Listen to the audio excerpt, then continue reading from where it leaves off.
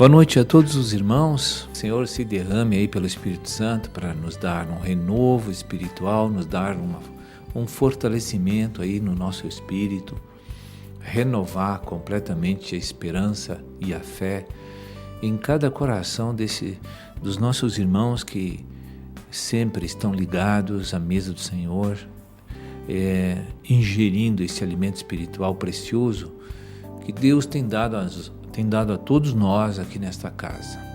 Ele é um Pai perfeito e verdadeiro, porque Ele cuida de todos nós, nos dando a cada dia a provisão necessária, tanto espiritual quanto a natural. Nós sabemos que este alimento espiritual é a única coisa real e tangível que nós temos à nossa disposição, que pode proporcionar uma vida, uma conduta na qual Ele espera tanto de cada um de nós, que é a confissão dos pecados mediante a luz que nós estamos recebendo. Esse é o primeiro ponto que Deus deseja que cada filho que come na mesa dele, periodicamente ou até diariamente, venha aos seus pés confessar as suas fraquezas e pecados, as quais a porção de alimento ingerida até ali gerou iluminação e nos mostrou os nossos erros e pecados.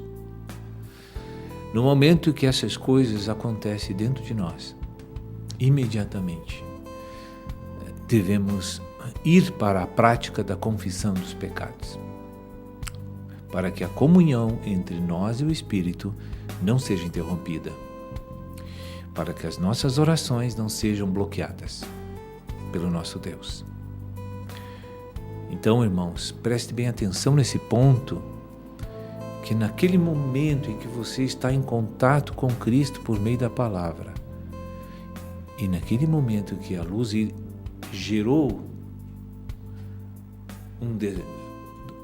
descobriu algo que estava errado dentro de nós, e Deus nos convenceu que está errado, imediatamente passe a confessar. Esta é a prática correta, porque Deus não está preocupado, irmão, se tu peca pouco, se tu te esforça para pecar pouco, se tu libera geral e não cuida e peca muito. Eu quero dizer para você que Deus não está preocupado com a manifestação de pecados. Preste bem atenção para não fazer confusão. Não está preocupado com o volume de pecados que um filho dele apresenta. Com o que Deus se preocupa? Deus se preocupa muito, muito, e isso sim é algo que eu tenho que clarear bem aqui para os irmãos e para mim, é que quando Deus me mostra os meus pontos de fraqueza, mostra aquelas áreas que eu estou inadequado, que eu me arrependo, que eu confesse e peça a purificação no sangue de Jesus. E imediatamente te reveste da verdade para caminhar sem pecado a partir dali e não repetir mais aquilo que já está iluminado. Mesmo se você um dia repetiu o pecado naquela área, vá de novo ao Senhor, porque você já está ciente que aquilo desagrada ao Espírito, porque Deus sabe que tudo que sai da nossa carne, tudo que é do nosso ego, só pode manifestar pecado. Deus já sabe disso. Às vezes nós é que temos confusão a respeito disso, irmãos. Nós achamos que tem algo bom em nós, que precisa ficar, a cruz não precisa operar naquela área, porque afinal de contas há muitas virtudes ali interessantes, segundo o nosso parecer. Mas Deus diz, a cruz vai operar em toda a natureza humana e pecaminosa.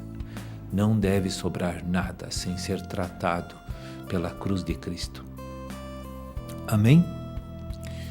Então logo você confesse e você peça a ajuda para o Espírito Santo para não repetir mais aqueles erros, porque o inimigo vai tentar te ludibriar novamente. mas você tem que pedir força para mudar a atitude externa agora, porque você mudou a mente primeiro, né? Então, qual é a profissão da nova criatura? Manifestar as virtudes divinas. Essa é a profissão do novo homem.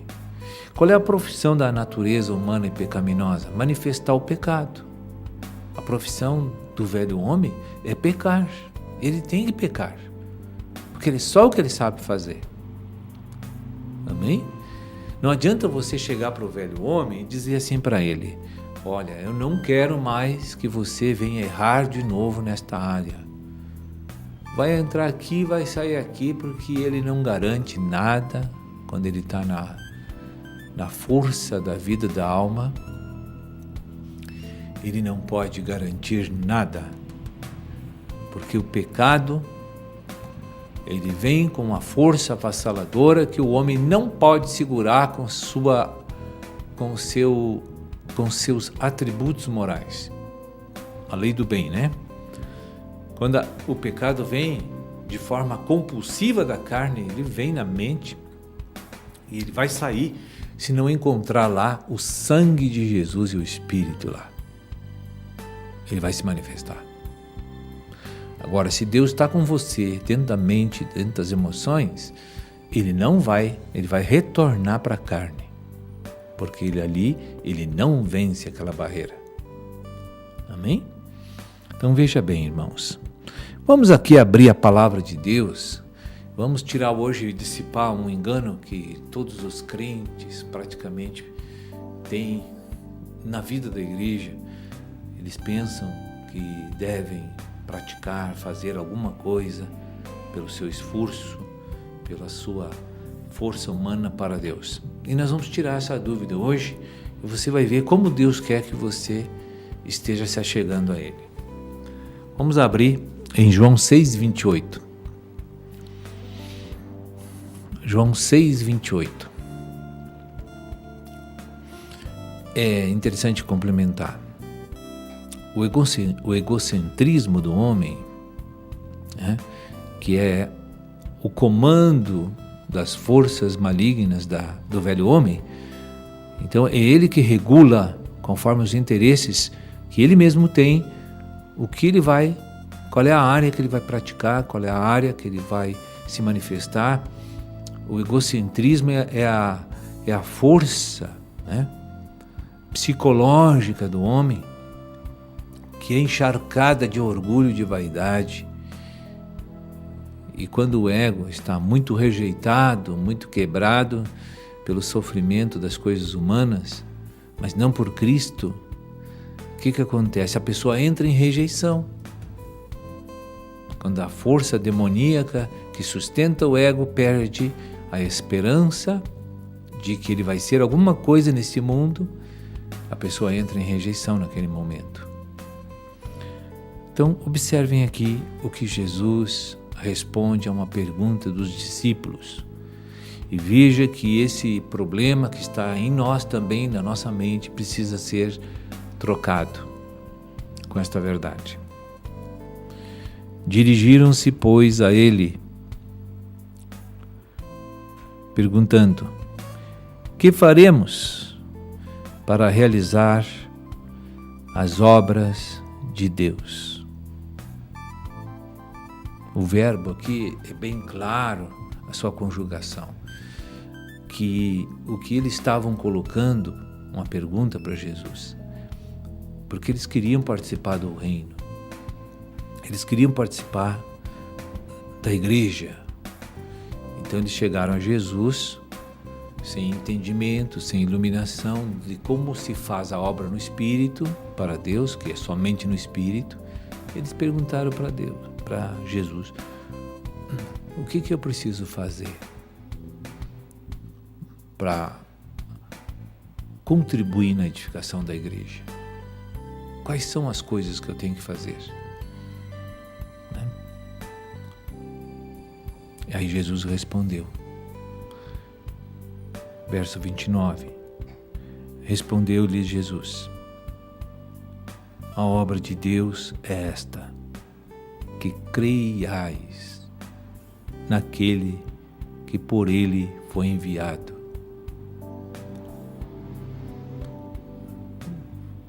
Você pode perceber que a resposta de Jesus direcionou eles para um entendimento totalmente fora das suas expectativas.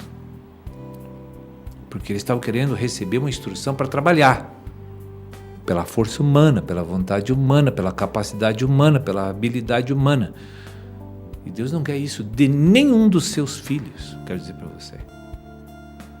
Nenhum dos filhos de Deus que foram regenerados, Deus espera tal coisa, não deseja isso. Você, aliás, no reino de Deus, não deve fazer nada para Deus. Amém? Agora, observe bem o que eu estou falando para não distorcer, né? Tem uns que entendem isso aí errado para seu próprio vantagem e prazer. Aí não quer trabalhar, não quer fazer nada, não quer ganhar alma, não quer estudar a Bíblia, não quer apacentar os irmãos, não quer crescer em vida, não se alimenta da palavra, só participa de reuniões, porque vai lá mais assim com um fim social do que com um fim espiritual. Hoje o cristianismo está cheio dessas coisas. Mas a gente deve ver por que Jesus respondeu daquela forma. E olha o verbo, muda completamente. Faremos, criais. Muda completamente o entendimento e a expectativa dos discípulos sofreu um golpe muito forte porque a resposta veio fora de toda a tonalidade que eles desejavam ouvir. Crer não é trabalho. Fé não é trabalho. Não é realização humana. Entende? Abre teu coração agora. Você precisa entender essas coisas. Fazer é trabalho humano. Deus pode fazer e os homens também podem fazer. Mas quando Deus faz por meio dos filhos, não é o homem que faz, é Deus que faz, com a cooperação dele. Então quem trabalha, quem faz, é o Espírito. Você e eu, como cooperadores, não somos autor daquela obra. Aquela obra não surgiu da nossa intrínseca natureza humana. Não. Entende, irmãos? O que Deus quer é que você tenha fé, creia nas palavras dele e passe a exterminar uma natureza que gosta de fazer e que não foi chamada para fazer nada, não foi eleita para fazer nada. Mas a obra, a edificação da igreja, a casa de Deus, a igreja do Senhor, está cheia de obras humanas e naturais. Todos os dias você vê isso. Você vê no falar dos irmãos. Quando eles te ligam, quando te mandam mensagem, o que tu acha? O que eu penso? Senti que vai fluir mais assim, vai fluir mais assado. Mas o Senhor já tem um padrão estabelecido para aquilo. Mas eles estão achando novidades para o reino. Se é para tratar qualquer assunto da igreja com louvor, vai conversar com os levitas, eles têm ideias para você. Sempre. Mas Deus já falou as ideias dele, de como deve ser o louvor na casa do Senhor, e não ficou nenhuma instrução faltosa para os irmãos. Mas eles têm ideias. E eles têm maneira de fazer isso que não está de acordo com os ensinamentos que foram dados na casa de Deus. O Senhor diz como é que tem que ser o louvor. O louvor na igreja, irmão, a essência do ensinamento de Cristo é introduzir as pessoas no Espírito, desarmar as pessoas com ministrações, com músicas, com orações entre as músicas. Você precisa orar, se consagrar para introduzir o povo que está ali a desarmar os seus problemas, a se despreocupar das suas intensas privações O louvor não é chegar lá e dar um tijolaço com 3 louvores, já bota o violão no chão e sai. Aquilo fica, parece um compromisso químico de tomar remédio todos os dias. Amém? Não é assim, irmão. Tem que orar, tem que buscar a direção de Deus para os hinos. Tem que sentir qual é os espíritos que estão amarrando aquele povo para não ouvir a palavra. Tem que romper, o louvor tem que romper para o pregador entrar com a palavra e jogar ela lá no lugar certo. Amém?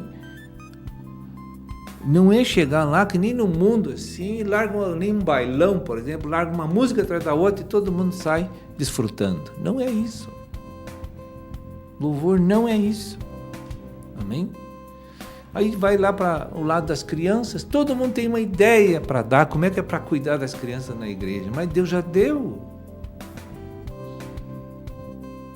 Aí eles querem botar um ponto mais aqui, uma coisa mais ali, e querem incluir mais isso, querem dar uma sugestão aqui, mas Deus já fez tudo, não precisa tu dar sugestão. Escute os materiais que você vai parar com a criatividade. Amém?